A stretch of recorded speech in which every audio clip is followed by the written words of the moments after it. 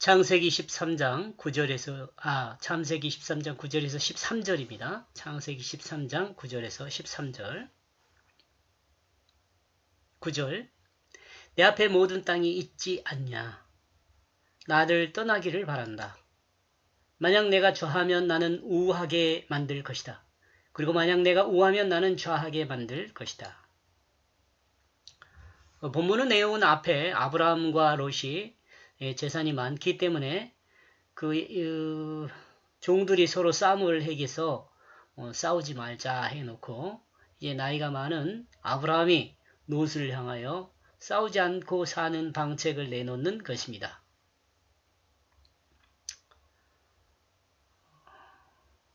아브라함은 롯에게 말한다. 내가 선택해라. 내가 좌하면 나는 우할 것이요. 내가 우하면 나는 좌할 것이다. 이는 재물 때문에 서로가 정반대의 길을 가게 됨을 드러낸다. 그리고 이 땅은 어떤 길이 눈에 보이는 것으로 결정되는 것이 아니라 그가 하나님과 함께 하느냐, 하나님과 함께 하지 않느냐에 결정된다는 것을 우리에게 알게 하여 줍니다.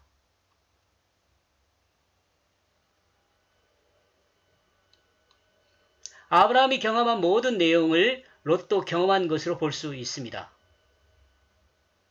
갈대아 우리에서 있었던 일이나 하란에서 있었던 일이나 애굽에서 있었을 때 일이나 다시 가나안에 올라왔을 때 일 모두 같이 경험하여 알고 있다고 볼 수 있습니다.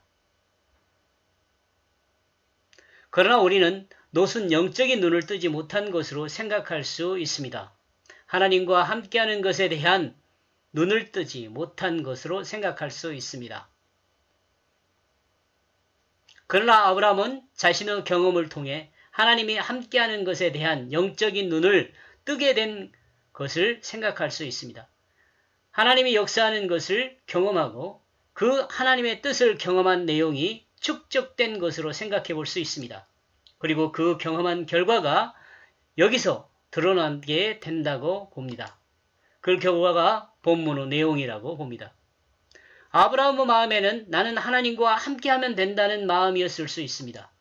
세상의 환경에 내 마음의 눈의 만족에 그 결과가 있는 것이 아니라 하나님이 나와 함께하고 나 또한 하나님 말씀의 뜻을 따라 순종할 때 자신의 온전한 결과가 있다는 것을 경험으로 축적한 그것이 이와 같이 말할 수 있다고 생각합니다. 하나님을 의지하는 거죠. 하나님을 의지해. 눈에 보이는 것을 의지하는 것이 아니라 하나님을 의지하는 거죠. 자신의 지금까지 이 삶을 돌아보면서 하나님이 자신과 어떻게 함께 하여 주셨는가, 자신의 이 삶에 어떻게 개입하셨는가 이런 것들을 알게 되었기 때문에 아브라함은 롯에게 이와 같이 말할 수 있다고 저는 생각합니다. 10절. 그러므로 롯은 그의 두 눈으로 받아들였다. 그리고 그는 그 요단의 모든 들을 살펴보았다. 왜냐하면 하나님께서 소돔과 고모라를 멸하시기 전 모든 지면이 초목지였기 때문이다. 여호와의 동산 같다. 그리고 너는 소알 애굽 땅과 같다.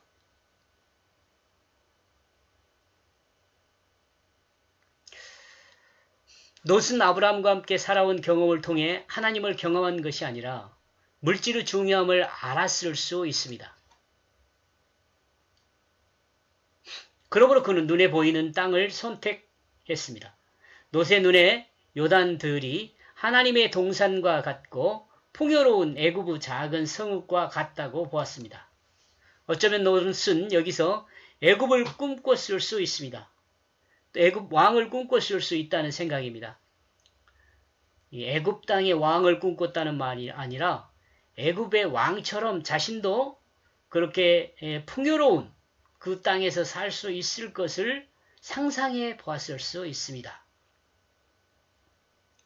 불타고 불붙은 그 성격은 아브라함에 의해 절제되어 유지되었을 수 있습니다. 그러나 이제 롯은 자기 마음에 오른 대로 행할 수 있는 사람이 됩니다.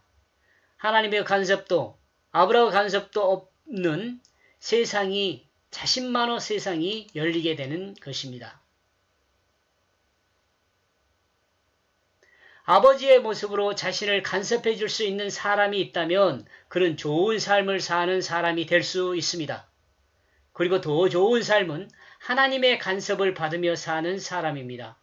그는 사람이 생각하고 하는 최고의 삶을 사는 사람이 될 것이기 때문에 그렇습니다. 그는 하나님 앞에 사는 사람이 될 것이기 때문에 그렇습니다. 아버지의 간섭을 받고 최소한 살아야죠. 그 사람 좋은 사람이죠. 좋은 삶을 살 수 있어요. 아버지의 간섭이 있으면. 근데 그보다 더 좋은 삶은 하나님의 간섭을 받고 사는 거죠. 11절 그러므로 그 롯은 선택하였다. 그 요단의 모든 들을. 그러므로 롯은 동산으로 옮겨가고 있다. 그 형제는 각각 나뉘어졌다. 롯은 동쪽을 택하였습니다. 롯이 보기에 동산은 하나님의 동산과 같고 애굽의 작은 성읍과 같은 곳으로 보였습니다. 모든 것이 목초지였습니다. 그러므로 롯은 동쪽을 선택하였습니다. 그리고 동쪽을 향하여 옮겨가고 있습니다. 롯이 선택한 동쪽은 소돔과 고모라가 있는 곳입니다. 그런데 이때 소돔과 고모라는 하나님이 멸하지 않은 때였습니다. 참 갈등이 생기는 대목입니다. 왜냐하면 손 위의 사람이 손 아래 사람에게 그 선택권을 주었기 때문에 그렇습니다. 롯이 이 과정에서 어떤 갈등이 있었는지는 알 수가 없습니다. 그러나 이 말씀을 읽는 사람이 자신의 아버지가 이와 같이 선택을 요구한다면 어떻게 했을까? 여러분은 어떻게 선택했을 것 같아요? 요단들을 선택했을 것 같아요. 그 다음 나머지를 선택하게 되었을 것 같아요. 이를 생각하면 본문은 모든 그리스도인에게 어떠할 것인지를 묻고 있다고 생각할 수 있습니다. 늘 생각하는 것이지만 하나님의 사람은 환경에 문제가 있는 것은 아닙니다. 하나님의 사람은 환경에 문제가 있는 것이 아닙니다. 하나님의 사람은 그가 하나님과 함께 하고 있느냐, 하나님의 말씀의 뜻을 따라 행하고 있느냐는 것에 그 문제가 있습니다. 이러므로 그리스도인은 세상에서 어떤 것을 선택하느냐가 문제가 아니라 하나님이 어떻게 인도하고 있느냐는 것을 알아야 합니다. 이는 하나님 말씀을 따라 전달하는 하나님의 뜻을 알아야 한다는 것입니다. 그리고 하나님의 뜻을 따라 생각하고 그 뜻을 행하는 사람이 되어야 한다는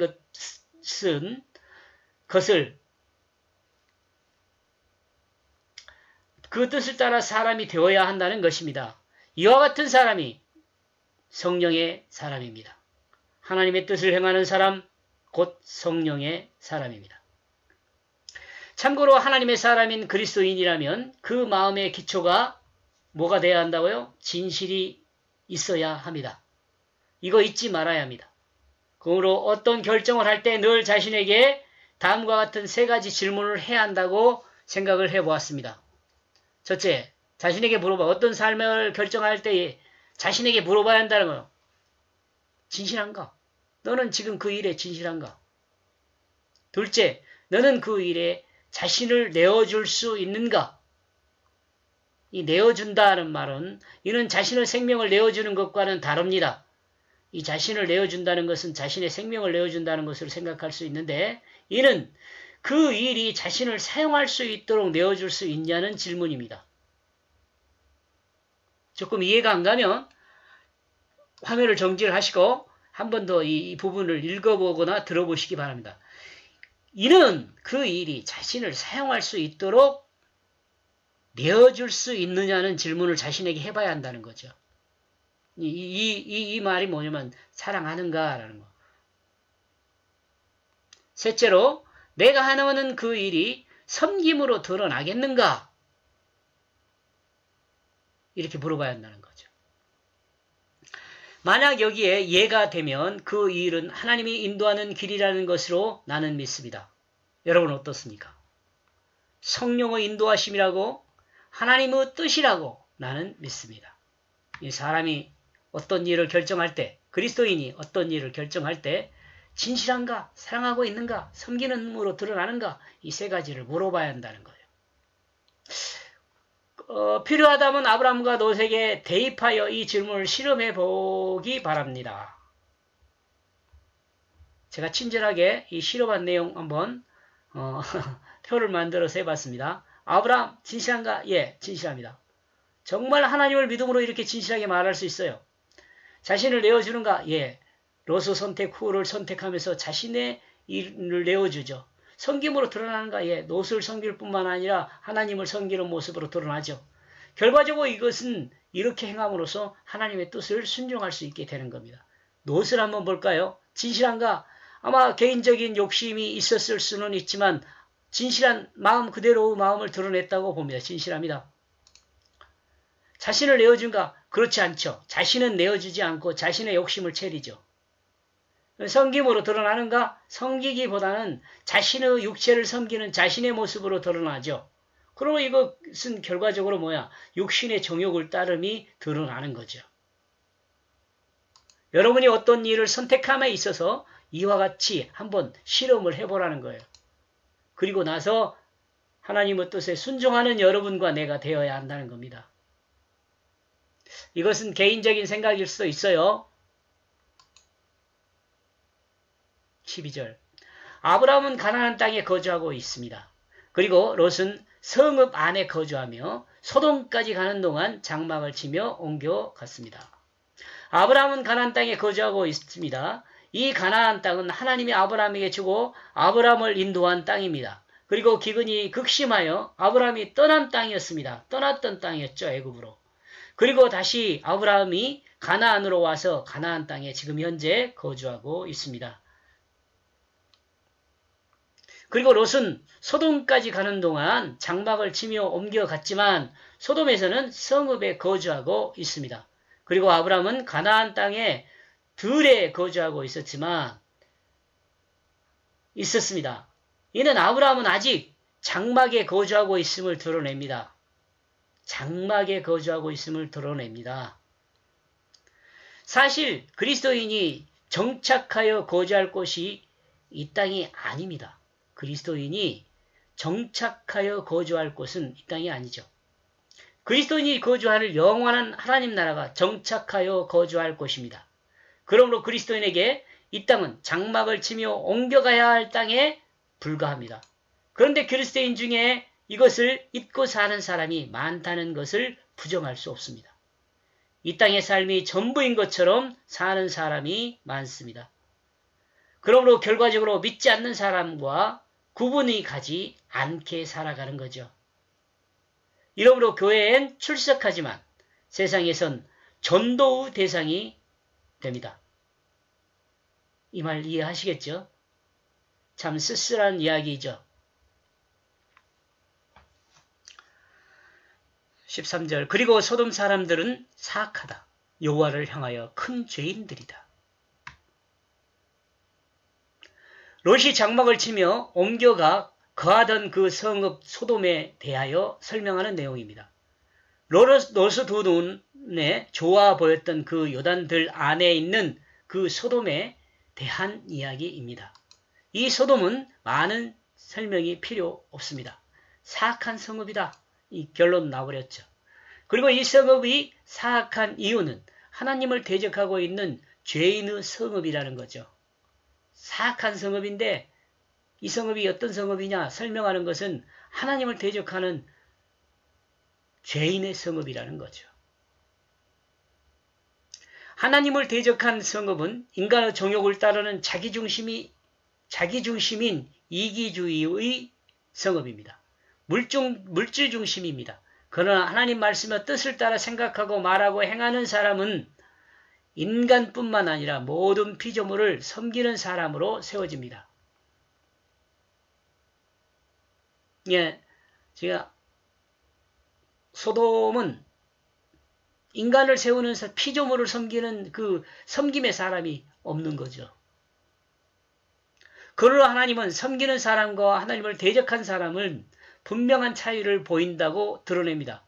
하나님을 섬기는 사람은 그 삶에서 하나님의 살아계심이 보이고 하나님을 대적한 사람은 그 삶에서 그 자신의 욕심을 세우는 삶으로 드러납니다. 여러분은 자신의 욕심을 채우는 삶이 아니라